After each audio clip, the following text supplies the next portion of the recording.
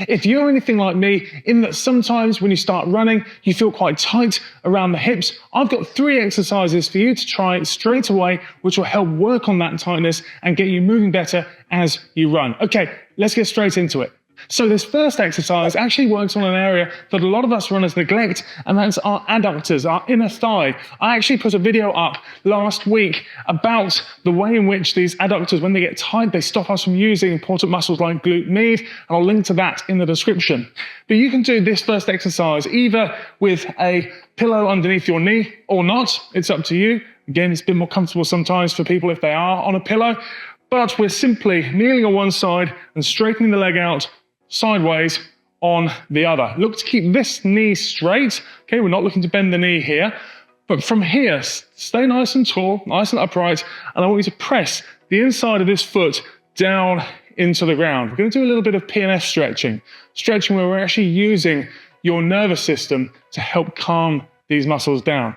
So on a kind of a 3 out of 10 scale of effort, I want you to feel that you're pressing this foot down into the ground, and it almost feels like we're trying to bring these legs together.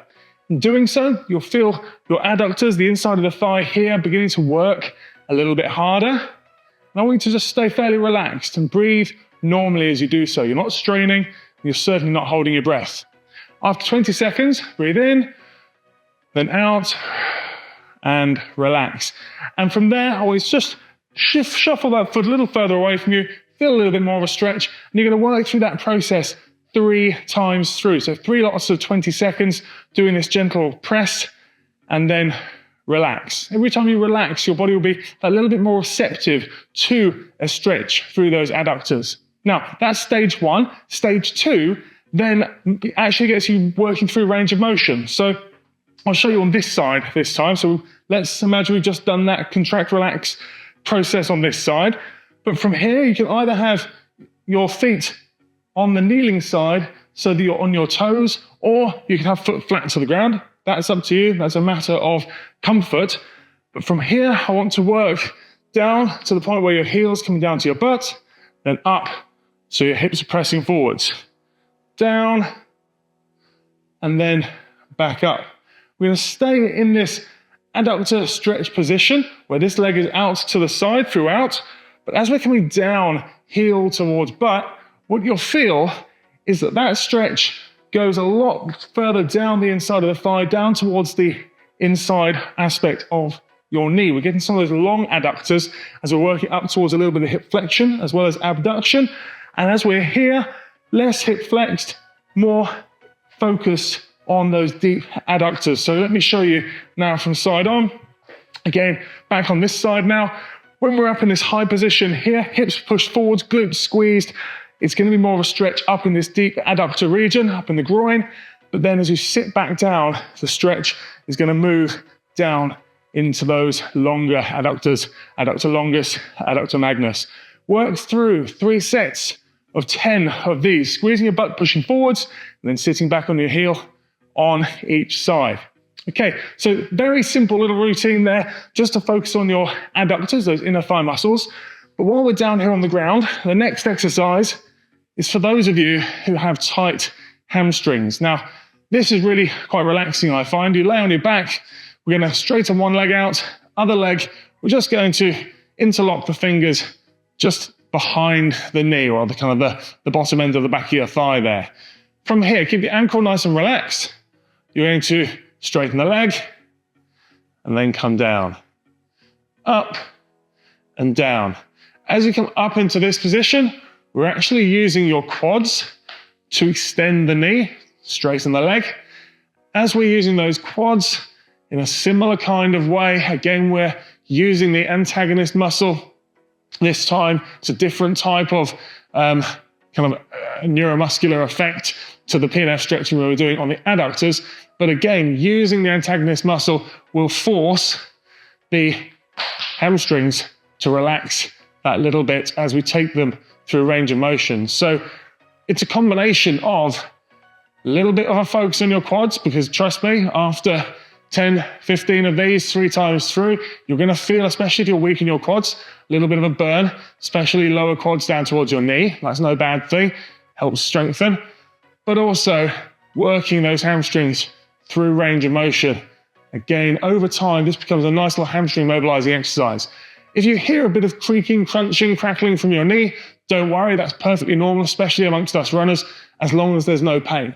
If there's pain, again, that's something to perhaps get someone to take a look at, but as long as they're pain-free, noisy knees, nothing to be surprised about from a running perspective. Okay, now that exercise you do 3 times 10 to 15 on each side, and then the next exercise I want to show you, the last one, is a variation on the half kneeling hip flexor stretch that I've shown you a few times. This, again, is a great exercise for working on tightness through those hip flexors, but I want to specifically work on tightness, not just for those hip flexors, but also tensor fasciae lata, muscle around the outside of the hip that's so responsible in many cases for things like ITD syndrome. So let's start out with a side-on view. So I want to just talk through this setup position. So from here, ankle underneath knee, knee underneath hip. I want to squeeze your butt and feel the backwards tilt of the pelvis. So feel that if the pelvis is a bowl of water, we're tipping the water out of the back of the bowl.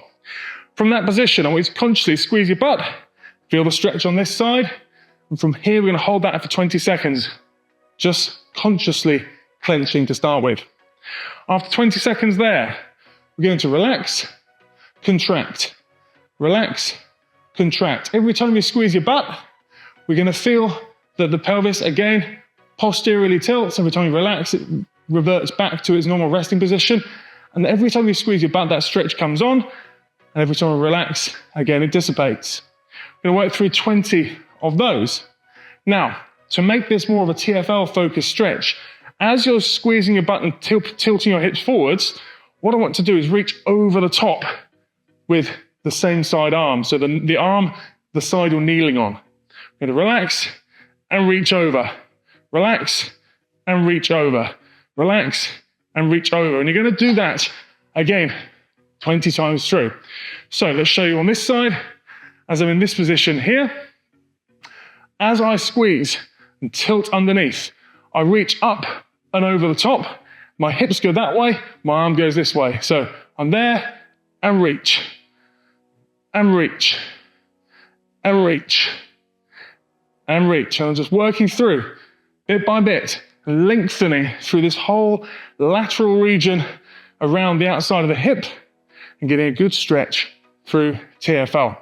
Again, 3 very simple exercises that you can work on just to start building a little bit of mobility around those hips, working a little bit of that stiffness, but also starting to undo some of the frustrating tightness that stops us actually using our glutes.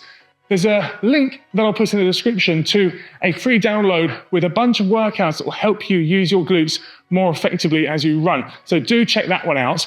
And of course, as another video for you to watch, if you didn't see the video that I put up earlier on a couple of weeks ago about warning signs that you can look out for if you're not using your glutes while you're running, check that one out right over here. And I'll see you in the next video.